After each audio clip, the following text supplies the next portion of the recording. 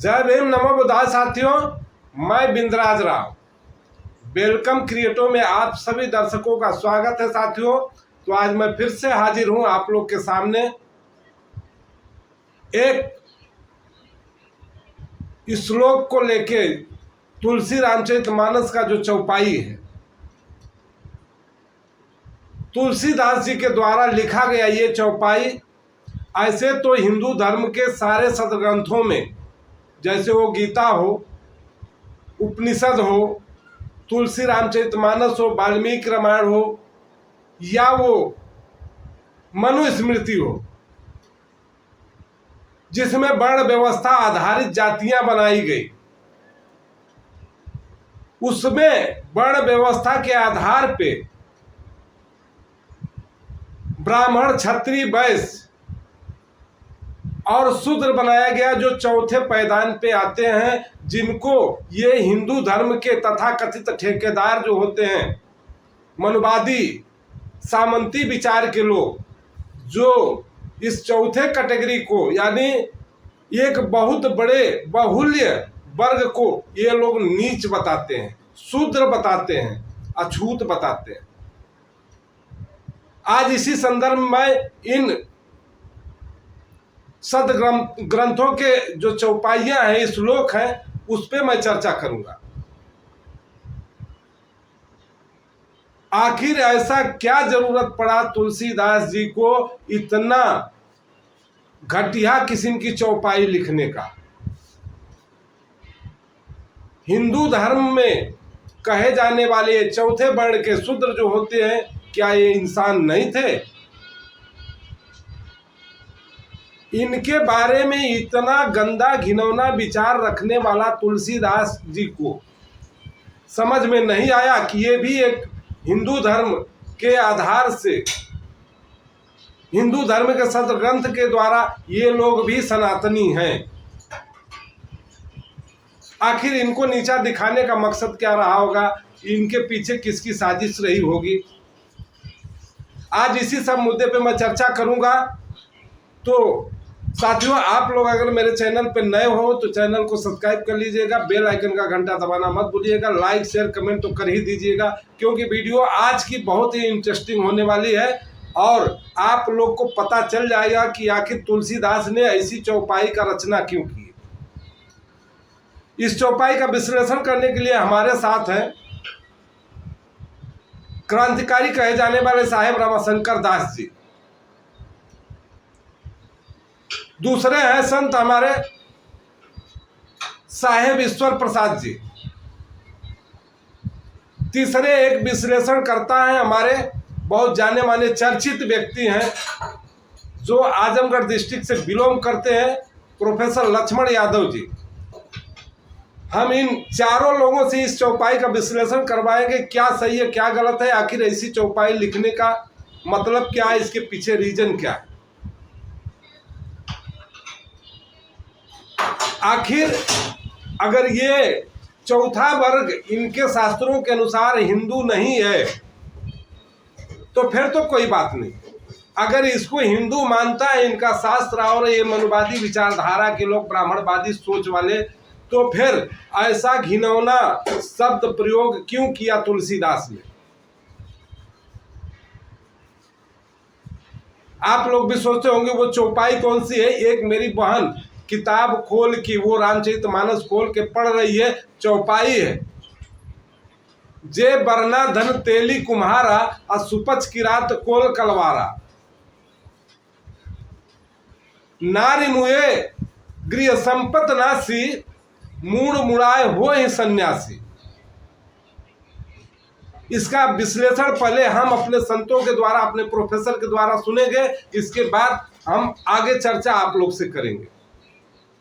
चलिए शुरू करते हैं हम पहले साहेब रामाशंकर दास जी से कि इस चौपाई के ऊपर इनका क्या विचार है, इनका क्या तर्क है, कैसा अर्थ बता रहे हैं, हम सुनते हैं इनको। तो हम सबको मानते चले, मान ले इस बात को। रामायण में लिखा, ते बरनाया धम तेली कुम्हारा सोपच की रात कोल्ह कलवारा,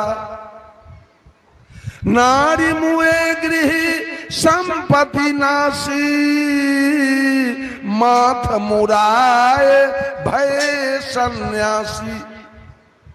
तुलसीदास जी लिखे तेली अछोप जाता है, तेली के हाथ का पानी नहीं पीना चाहिए। कुम्हार अछोप जाता है, कुम्हार के हाथ का पानी नहीं पीना चाहिए। कलवार अछोप जाता है, कलवार के हाथ का पानी नहीं पीना चाहिए। डोम अछोप जाता है, उसके हाथ का पानी नहीं पीना चाहिए। और कोल भी अछोप जाता है, उसके हाथ का पानी। कोई जन्म से अछोप होता है कि कर्म से? इतना दुर्घटना वाली बात सदग्रंथ में लिखाना चाहिए। तेली नीच होता है, तेली के तेल पेरल बहुत ऊंच होता है। कुम्हार नीच होता है, कुम्हार के बनाए दुर्गा जी बड़ा ऊंच होता है। कलवार नीच होता है, कलवार के दुकान के सौदा बड़ा ऊंच होता है। मानेंगे हम नहीं, हम जानेंगे। ये मंच सब लोग सुन लीजिए, ये मंच विश्वास का नहीं है। हमारा विद्वान लिखा है, I keep 6 honest serving man, they taught me all I know. मैं कुछ नहीं जानता हूं। और तो साथियों, ये थे हमारे रमाशंकर साहेब जो इस चौपाई का तार्किक अर्थ बताए। क्या अर्थ होना चाहिए वो अर्थ आप लोगों ने साहेब रमाशंकर दास जी से सुने। अब सुनते हैं हम अपने संत साहेब ईश्वर प्रसाद जी से। वो इस चौपाई का कितना सही अर्थ देते हैं या कितना गलत देते हैं, आइए सुनते हैं उनको भी थोड़ा। पूरी पकवान बना करके खाया, पूरी पकवान बनाकर खाने वाला समाज बड़ा हो गया और तेल निकालने वाला समाज छोटा कैसे हो गया? कुम्हार समाज जिन्होंने मिट्टी पता लगा करके मटका बनाया, मटका बनाने वाला समाज छोटा हो गया, मटका से ठंडा पानी पीने वाला आदमी बड़ा हो गया।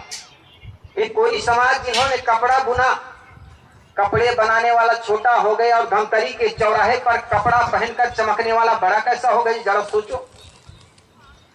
एक समाज जिन्होंने मैदान पर पड़े चाम को ला करके 2 जोड़ी जूते बनाया, जूते बनाने वाला समाज को कहा तुम अछूत, लेकिन धमतरी के चौराहे पर वो जूता पहनने वाला समाज बड़ा कैसे हो गया? सबसे बड़ा इस देश का दुर्भाग्य रहा है वर्ण व्यवस्था, जिसके चलते आदमी एक अपने को बड़ा मान लिया, दूसरे को छोटा कहा। हम इस पर विचार नहीं करते। सदगुरु कबीर कहते हैं विचार करने की जरूरत है। दुनिया में कोई छोटा बड़ा नहीं है। तैया हम तुम ये कह लो, ये कह प्राण की आपा मोह। जिस समाज ने मोटा काम किया, हल्की मुट्ठी पकड़ा, अनाज उगाया, जो भी तर्क बता रहे हैं एकदम परफेक्ट बता रहे हैं, सही बता रहे हैं। भीख मांगकर अपने जीवन को गुजारने वाला ब्राह्मण समाज अपने को बड़ा मान लिया। जरा सोचो, आपके घर से भिक्षा मांग करके जीवन यापन करने वाला वो समाज बड़ा हो गया। तो साथियों, ये थे साहेब ईश्वर प्रसाद जी। 2 लोगों का आप लोगों ने आंसर सुन लिया इस श्लोक चौपाई का। अब सुनते हैं हम प्रोफेसर लक्ष्मण यादव जी को कि ये इतिहास के बहुत बड़े जानकार भी हैं, हिंदी साहित्य के प्रोफेसर भी हैं। तो हम इनसे जानना चाहेंगे कि आखिर इस तुलसीदास जी के ऐसे गंदे चौपाई का ये क्या अर्थ बता रहे हैं, सही है या गलत है। आइए सुनते हैं हम प्रोफेसर लक्ष्मण यादव जी को। हम शूद्र थे नहीं, हमें जानबूझकर शूद्र में भरा गया ताकि हमारे लोगों को अपमानित किया जाए और उनकी जो ऐतिहासिक शासन करने वाली विरासत है उसको भुला दिया जाए। क्योंकि ओबीसी के ऊपर सबसे ज्यादा हमला हो रहा है कि तुम चलो कांवड़ ढोने। मैं कृष्ण पर ज्यादा नहीं बोलूंगा। आप जिसको भगवान मानते हैं उसको भी माखन चोर के नाम पर चोर बना दिया। अब बताइए आपका अपमान कहां से शुरू हुआ है? बड़ जात बतियौला से या छोट जात लतियौला से? भोजपुरी में ये गाली किसने बनाई? किसी दलित और मुसलमान ने बनाई क्या? आहिर गडरिया कुर्मी चोर और धर साले का टंगरी तोड़, ये किसने गाली बनाई? कोई बाबा बन के प्रवचन देते हुए कह रहा है कि भारत का संविधान बदलना है, इसे हिंदू राष्ट्र बनाना है, तो कोई बाबा गोरखपुर से निकलकर मुख्यमंत्री बन जा रहा है। इस देश के ओबीसी के साथ उनकी पीढ़ियां। साथियों, अब मैं उस चौपाई को दिखाता हूं जो एक बहन रामचरितमानस खोल के पढ़ रही है। वो चौपाई कौन सी है आप लोग भी देख लीजिए प्रमाण के तौर पे। कुछ अंधभक्त कहते हैं कि आप ज्ञानी हो तो आप ही बता दो, तो उन अनुभक्तों के लिए ये चौपाई मैं दिखा रहा हूं, और उसी तुलसी रामचरितमानस से जो गीता प्रेस गोरखपुर से प्रसारित की जाती है।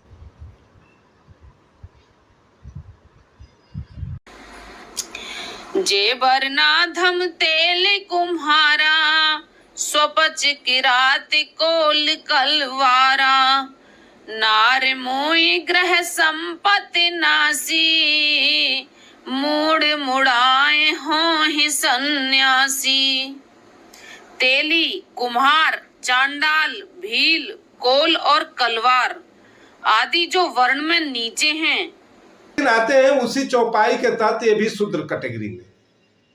ये मैं नहीं कह रहा हूं, ये तुलसीदास जी की चौपाई कह रही है कि ये लोग आते हैं, इतने जो जातियां हैं, जो वर्ण व्यवस्था के आधार पे मनुस्मृति में लिखा गया, उसमें से ये जातियां शूद्र कैटेगरी यानी निचली श्रेणी में आती है, चौथी श्रेणी में।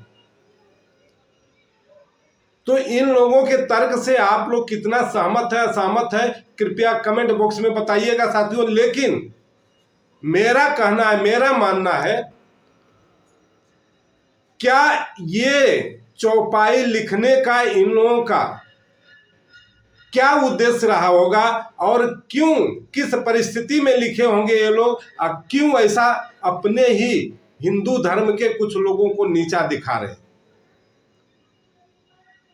आज भी कलयुग में अभी आपके सामने वो बहन पढ़ रही है इस चौपाई को, जे बरनाधन तेली कुम्हारा, सुपच की रात कोल कलबारा, नारी मुए गृह संपत्ति नासी, मूड मुड़ाए हो ही सन्यासी। यानी कोल कलबार, तेली, कुम्हार, लोहार, यादव, चमार जो भी है लोग, आज कलयुग में ये लोग भी अपने आप को शंकराचार्य बनना चाहते हैं, संत बनना चाहते हैं। तो भैया, क्या संत बनना गुनाह है? सन्यासी बनना गुनाह है? क्या सन्यासी और संत केवल ब्राह्मण ही हो सकते हैं? केवल सवर्ण ही हो सकते हैं? तुम्हारे हिसाब से जब हिंदू धर्म के एक अंग को, एक वर्ग को नीच समझने लगा, तो बताओ कहां से ये लोग हिंदू हैं? अगर ये लोग संत बनते हैं, ये लोग सन्यासी बनते हैं तो भी तकलीफ है, ये लोग प्रोफेसर बन जाए तो भी तकलीफ है, ये लोग डॉक्टर, मैनेजर, इंजीनियर बन जाए तो भी तकलीफ है, अगर ये लोग प्रधानमंत्री, गृह मंत्री, राष्ट्रपति बन जाए, मुख्यमंत्री बन जाए तो भी तकलीफ है। तो बताओ भैया, कैसे ये लोग हिंदू हैं? अंधभक्त बोलते हैं कि यादव, चमार, कुम्हार, लोहार, धोबी, धुनिया, कलबार सारे लोग हमारे हिंदू भाई हैं। एक तरफ तो तुम्हारे शास्त्रों में लिखा जा रहा है कि ये लोग अछूत है, ये वो नीच है, इन लोगों का छुआ पानी नहीं पीना चाहिए, इन लोगों का छुआ खाना नहीं खाना चाहिए, इनको इन लोगों के साथ बैठना नहीं चाहिए, इन लोगों के साथ संवाद नहीं करना चाहिए। तो भैया, तुम्हारा शास्त्र, तुम्हारा रामायण, तुम्हारा ग्रंथ, तुम तथाकथित पाखंडियों को, तथाकथित सनातनियों को मुबारक हो। नहीं चाहिए इन शूद्रों को तुम्हारा इतिहास। ये लोग अपना इतिहास खुद तैयार कर रहे हैं, अपना जमीन खुद तैयार कर रहे हैं। ये लोग पढ़ लिख के बाबा साहब के संविधान के द्वारा मिले हुए अधिकार से ये लोग डॉक्टर, इंजीनियर, मैनेजर हो रहे हैं और होंगे आगे चल के। लेकिन तुम्हारे इतिहास को ये लोग नहीं जानेंगे और तुम्हारे इतिहास को नहीं पढ़ेंगे। ये लोग अपना इतिहास पढ़ेंगे, अपना इतिहास खुद लिखेंगे। तो साथियों, इसी के साथ मिलता हूं अगले नेक्स्ट वीडियो में। तब तक के लिए धन्यवाद। जय भीम, नमो बुद्धाय, जय भारत, जय संविधान।